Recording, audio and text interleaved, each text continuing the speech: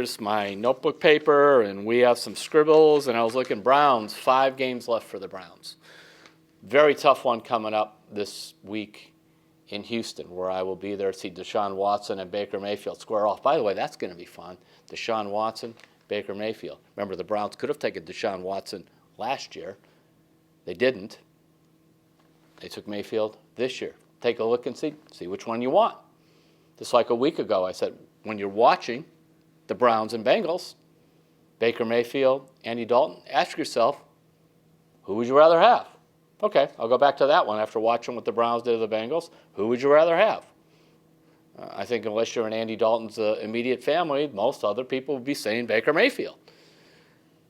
But you look at the records of all these teams the Browns have come. The worst is Denver 5-6 and the Bengals 5-6. And then they have the Panthers, the Ravens, the Texans, all around 6-5, that kind of thing. The Texans are the best team. Those are the 5 games left. Now, the Bengals seem to be in free fall, but nonetheless, the Browns have to be careful. Obviously, can't take anything for granted with this group. But let's look at this a little different way. Here was always the problem for the Browns. Almost no matter what team they faced, that other team had the better quarterback. And you can go around and say, well, let's just hope the guy doesn't throw a lot of interceptions for the Browns or they could run the ball. But here are the quarterbacks they're going to be facing. Baltimore, Lamar Jackson or Joe Flacco. Right now, I would take Baker Mayfield over either one of those guys. We talked about Andy Dalton with the Bengals. I would take Baker Mayfield over him. Okay, Carolina Panthers come to town. Cam Newton. That'll be fascinating to watch. Newton's a pretty big-time quarterback. I'm not sure about that one. But you don't go into that game and say the gap between Cam Newton and Baker Mayfield is wider than the Grand Canyon. You don't go in there and say, oh, my goodness, it's like Baker Mayfield is out somewhere out beyond Pluto, and he's trying to win a game on Earth compared to Cam Newton. In other words, what I'm saying is, in that game, yeah, probably Newton's a better quarterback now and so on, but the Browns have a real quarterback. And then you go Denver. They'll be playing in Denver. That's going to be tough because it's in Denver. Denver has a pretty good defense. Case Keenum. Would you really rather have Case Keenum than Baker Mayfield?